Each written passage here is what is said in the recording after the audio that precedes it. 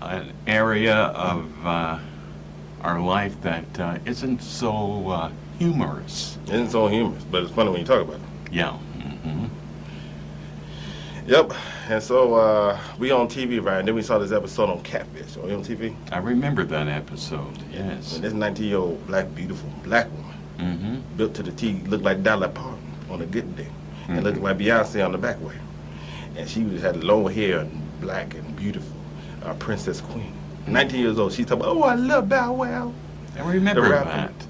I was a bit shocked myself when she said that Bow Wow had corresponded with her. He was her pen pal.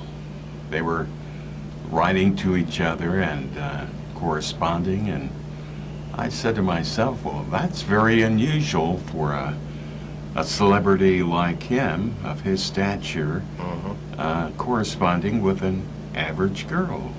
And she seemed to be very, very happy to have this relationship with Bow Wow. In fact, she received $10,000 from this celebrity, and she was very happy. It was almost too good to be true. And Dad said, they said, this gonna be a happy, this really Bow Wow. I said, this the Catfish show. Everybody ain't happy online. Everybody lie about that. But we went ahead and watched the show. Next day, no, she opened the door. She had a hand like, oh, Bow Wow was a woman dressed up like a man. Yeah, it was very shocking. There was a woman that looked like a man. I thought it was a man. I thought it was a little boy at first. I thought it was a little 12-year-old boy. She said, I'm 22. She said, 22. She said, you a girl. And she tried to act like she was Bow Wow, right? Yes. And but the thing I noticed this on the show, that the woman, when she thought was Bow Wow, see, women like rappers, no good guys, where they had crooked. Dad said, hold on, man, we comedians. And every time we on TV, the women keep walking by and say, I see the show, but I don't want you, Mr. Black man. You're funny. But walk away. We said, hold on, man, we gonna get the women one way. Dad said, I preach all day. And I read the Bible when I go to church. The women don't wear the kind of clothes I like, called the living room clothes and the hoochie mama outfit. They just wear conservative dresses. I said, hold on a minute, how am I be attracted to you? Even though I'm a preacher, we ain't a preacher, man. We said, we read the Bible. But we go ahead and women wear a hoochie mama to church, and the church, the preacher say, ah. But next thing you know, see, these jokes, ladies. But anyway, next thing you know, right? I realized that me and Dad said, we know how we're going to get the women now. We're going to be rappers. Yeah, well, we entertained that thought for a moment or two, and so Dad gonna wear his hair crooked. He gonna preach, but he can't cuss because he the preacher, man. I'm gonna be the MC and the rapper too. But I'm 41 years old. He 70. I'm 41. He's 71 years old. And we gonna go to a 19 hood bar where all the club brothers, the 21 and 19-year-old boys rapping, doing that thing, being rappers, right? It's gonna be open mic thing. And they said, "How y'all parents and these little boys say, heck it out with their parents. We the ladies, man. We see all these good-looking 19-year-old, 21-year-old women. The law say you're legal when you're 18 years old. These ain't pedophile talking. These 18-year-old women, you're legal." And we went ahead to the lady. We got on stage. They said, "How you doing? This must be y'all parents. You gonna hug his ass?" Hold on, man. My son ain't 19 years old. His grandson ain't 19 years old. We the ladies, man. Ladies, you gonna listen? We gonna go ahead and rap to all these 19-year-old women. Y'all gonna fall in love with us. Y'all gonna call us like Bow Wow. Talk about y'all love us. He gonna be Snoop Dogg and I'm Bow Wow. And we start rapping, and the ladies all of a sudden, the 19-year-old women start licking, and 21-year-old women start drinking. They say, "Hold on, am I drunk or something?" Because I know these old men ain't out here rapping trying to get with us. I said, "Hold on, the lady. The law say you're legal when you're 18 years old. We the ladies, man. Y'all supposed to be falling out and passing out on us like we Bow Wow for madly in love." By the time we left the place, the first time I went to a young rap concert with the young boys and the young girls walked out, they were quiet all of a sudden. They said, the police said, "What's going on? Ain't no shooting tonight." We walked out, made the whole place quiet. I said, "Hey, y'all ladies, y'all walking out with us because we the ladies, man. We the new rappers called Dog and Dog and Bow Wow. 41 and 71-year-old woman." Then we took our shirt out to show the ladies how good we are, but we forgot we had one gray hair on the chest. We tried to cut that out. We cut all gray hairs out, pull the gray hair out, so we can look young for the young girls. Say, "We look good to you." They said, "You look like a sugar daddy to me." I said, "What's a sugar daddy? You gonna pay our bills while we be with the young boys?" I said, "Hold on a minute, I lost my 6%. So we went ahead, we didn't like that, so we went another open mic, right? yes, I remember that. The next day, and we wore our new shirt called Viagra People. And the storks start flying by, and the girls looked at us, started laughing. I said, we start rapping. We said, "What's so funny? You think you can get us a Viagra?" The young boy said, "What is Viagra?" "Oh, that's something I need about 20 years from now." They said, "Let me bring my mama here." Mama come in here and said, she was on the fan in the back, waving her head. She was jamming to the room. The 19-year-old girl said, these old men trying to get with us. They said, buy us a drink. I said, I'll buy you some water. For one, you better get that young boy to buy the drink. We the ladies, man. She said, you had your time. I said, our time just started. We call R. Kelly. I started wearing my R. Kelly shirt. And all of a sudden, when I went in there, they said, what you in here for? I said, you know why I'm in here. I'm like R. Kelly. I like him, you know. So me and Dad said, all right, we're going to go to the old folks club, right? They started doing the line dance. I said, they did that dance when I was 13 years old. They still doing the same line dance. The old lady said, buy me a drink. Dad said, I can't drink it. I'm the preacher man. I'm going to put the bop down and I put the disguise on. Dad said, I see Jimmy Swagger in there too. And Clef O'Donnell. And T.D. Jake. They said, what you doing in here? I said, what you doing? Looking for love. We want us a hoochie mama woman. Well, you going to hell? I said, I ain't going to hell today. The doctor said, I'm going to live a little bit longer. I went to the doctor. He said, I got a couple more years in this, so I'm going to do a little dirt right there. The dirt look good. We came for dirt. Like they said, we're going to leave with dirt. We got a hoochie. The dirt look good. We came for dirt. Like they said, we're going to leave with dirt. We got a hoochie mama woman. Dad took Viagra by a second. We started giving all the preacher men Viagra. They said, hold on a minute. We going to the MC club now. Y'all going to church? No, we ain't going to church. We go to the living room. Everybody got married to a living room woman.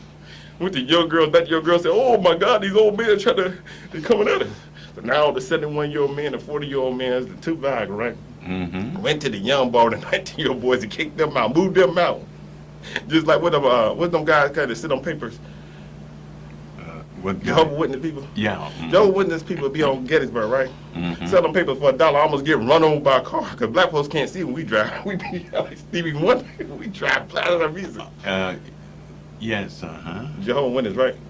Either they're Jehovah's Witness or the Muslims. The Muslims, that's what they are. The Muslim brothers. Mm-hmm. But the panhandle man, they moved them out. Mm-hmm. Now they begging for $1. The Muslim man, I said, where you go?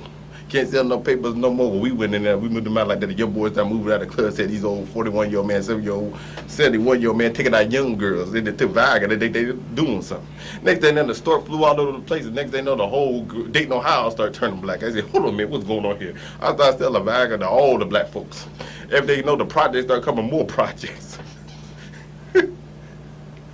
And all the young women say, hell.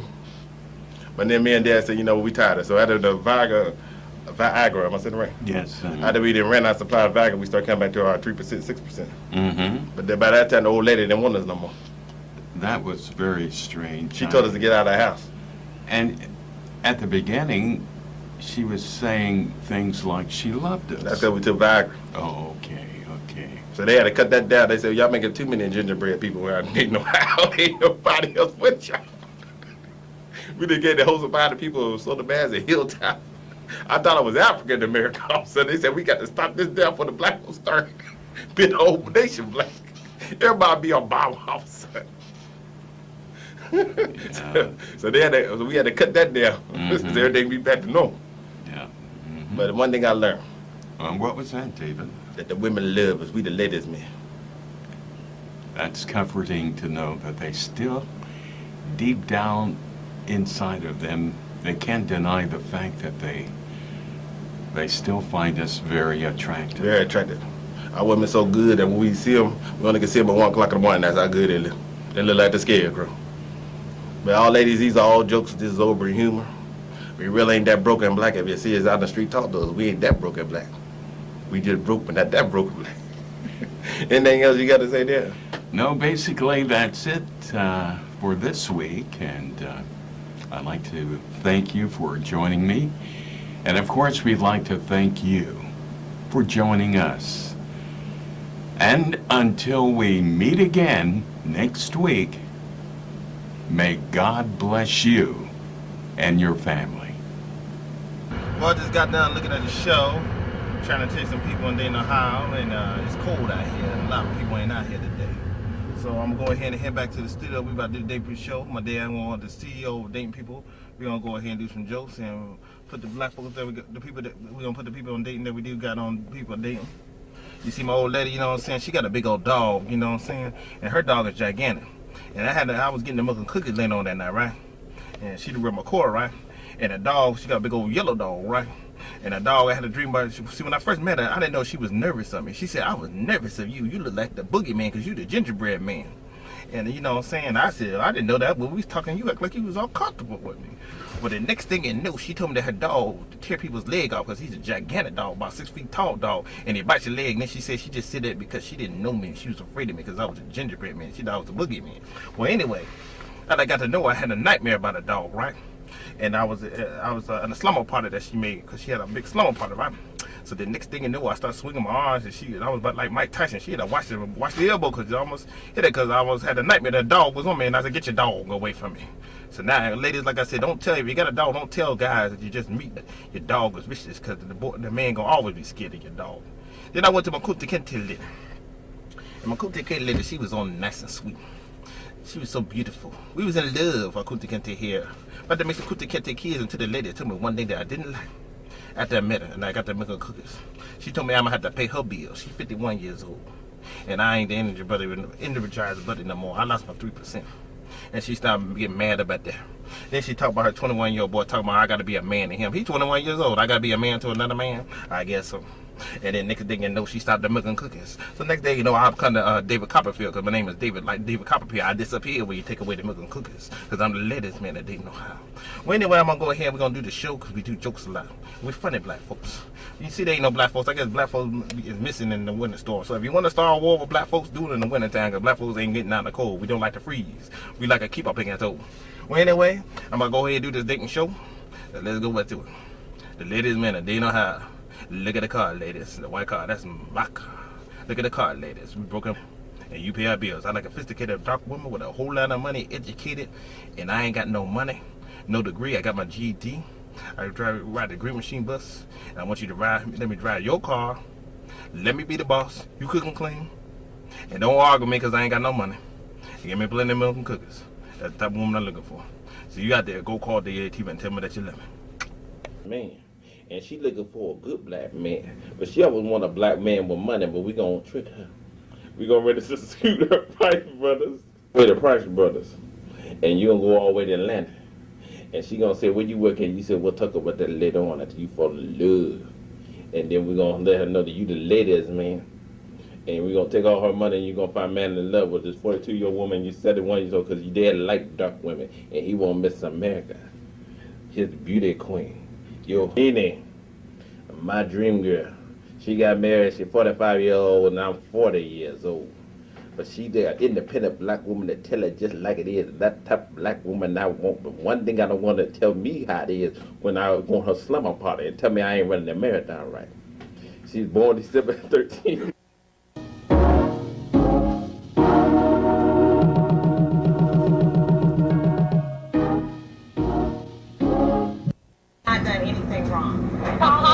Has always initiated texts with me, and they were perfectly friendly at first. At first, there was never any inappropriate text message between Apollo and myself, from him or from me. that I have will never tell me who I can and cannot And I need to stop talking over me.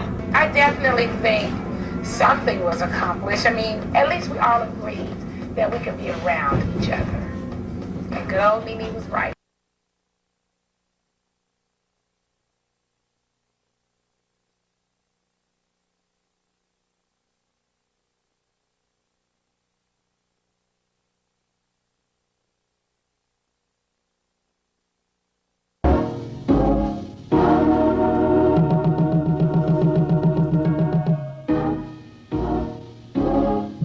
Not done anything wrong. Apollo has always initiated texts with me, and they were perfectly friendly at first. At first, there was never any inappropriate text message between Apollo and myself, from him or from me. that I have will never tell me who I can and cannot And I need to stop talking over me. I definitely think something was accomplished. I mean, at least we all agreed that we could be around each other. And good old Mimi was right. So you're gonna date Miss America 1993, and I'm gonna date Nene from the Bravo show. So we're gonna find our sophisticated, hyper-nude, educated